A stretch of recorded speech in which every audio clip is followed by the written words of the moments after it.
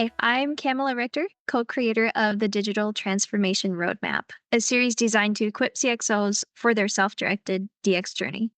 Joining me today is Tory Bjorklund, founder and CEO of Victoria Fide. Hi, Tory.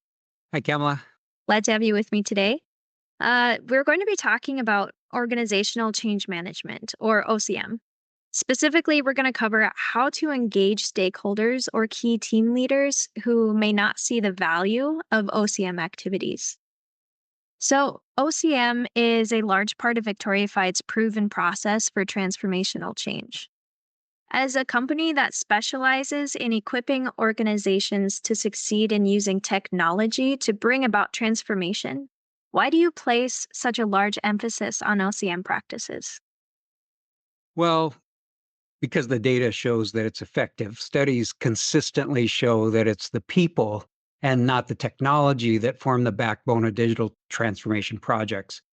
So, building a strategic change management plan is crucial to ensuring seamless collaboration, widespread adoption, and overall success for digital transformation initiatives.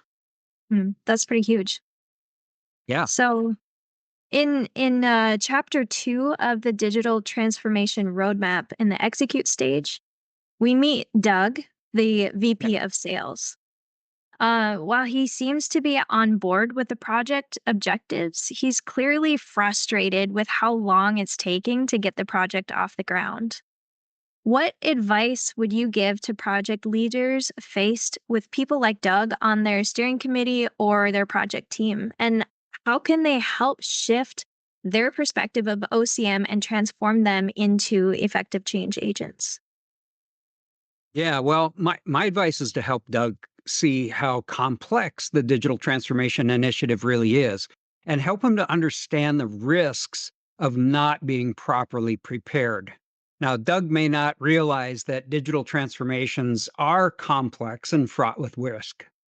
He may not know that some studies report digital transformation failure rates as high as 90%. So Wow. help Doug understand why it's important to do the hard work up front.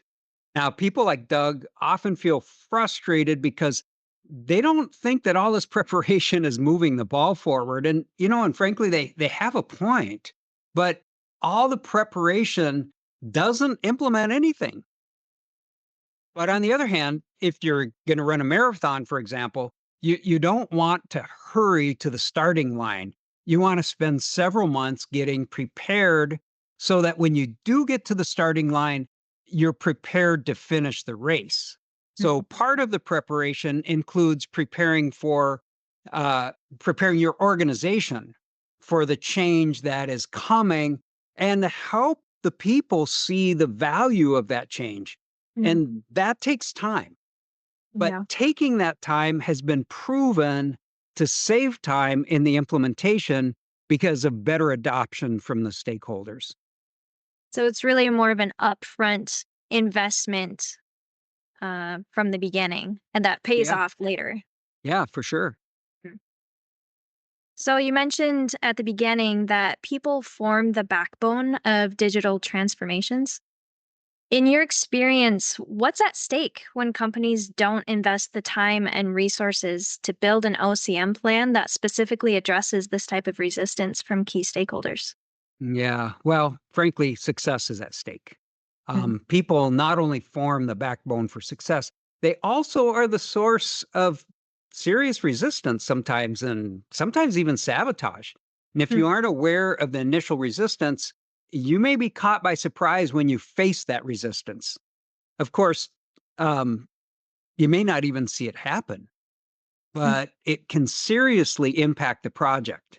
Now, I've seen people actually resist the solution that's being implemented, thinking that if the project fails, they can just simply go back to what they currently have, which, of course, is what they're comfortable with.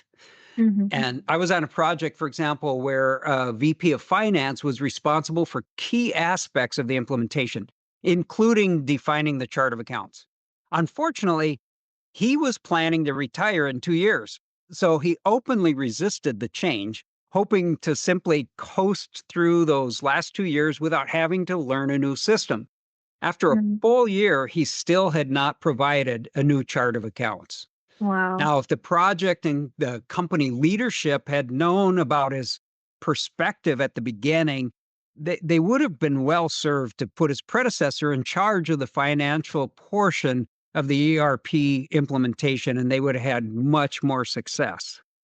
Wow. That's a really powerful example. Um, well, thank you so much for your time and for sharing some of your experiences and insights. If Yeah. you want to read the latest chapter in our scenario based execute stage series, click the link in the description below and make sure you subscribe on LinkedIn so you don't miss a single chapter. Thanks for watching. If you enjoyed this conversation and are interested in the intersection between business and technology, make sure to like and subscribe, and we will see you again next time.